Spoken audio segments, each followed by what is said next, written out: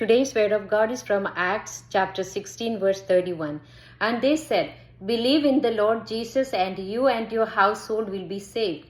When Paul the apostle and Silas were freed from prison through a divine earthquake, the jailer panicked.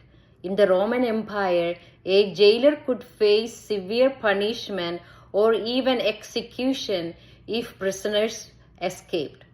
Overcome by fear and hopelessness, he assumed the worst and was about to kill himself. But Paul shouted, "Do not harm yourself. We are all here." Then the jailer asked, "Sirs, what must I do to be saved?" Their answer was simple and direct. "Believe in the Lord Jesus, and you and your household will be saved." The jailer's fear quickly turned into belief, and he and his household were baptized, demonstrating that genuine faith produces visible change. Lord Jesus, we believe in you and trust in you fully. Amen. ഇന്നത്തെ വചനവായന അപ്പസ്തോല പ്രവർത്തനം 16 അധ്യായം 31 തിരുവചനം. അവർ പറഞ്ഞു, "കർത്താവായ യേശുവിൽ വിശ്വസിക്കുക, നീയും നിന്റെ കുടുംബവും രക്ഷ പ്രാപിക്കും."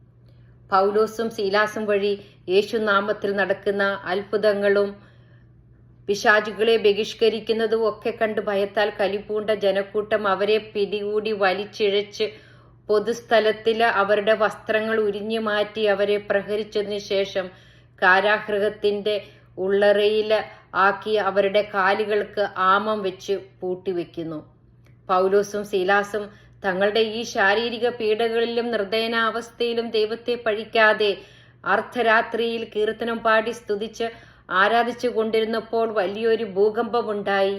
കാരാഗൃഹത്തിന്റെ അടിത്തറ കുലുങ്ങി, എല്ലാ വാതിലുകളും തുറക്കപ്പെട്ടു.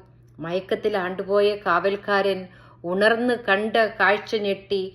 അവൻ വാൾ ഊരി ആത്മഹത്യക്ക് തുനിഞ്ഞപ്പോൾ പൗലോസും സീലാസും പറഞ്ഞു, "സാഹസത്തിന് തുനിയരുതേ. രക്ഷ പ്രാപിക്കാനായ കർത്താവായ യേശുവിൽ വിശ്വസിച്ചാൽ മതി. നീയും നിന്റെ കുടുംബവും രക്ഷപ്പെടും." സഹോദരങ്ങളെ, രക്ഷയുടെ മാനദണ്ഡം ലളിതമായ മാർഗമാണ്. അതിന് സങ്കീർണമായ നിയമങ്ങളോ അജൻഡാസോ ഒന്നും ആവശ്യമില്ല.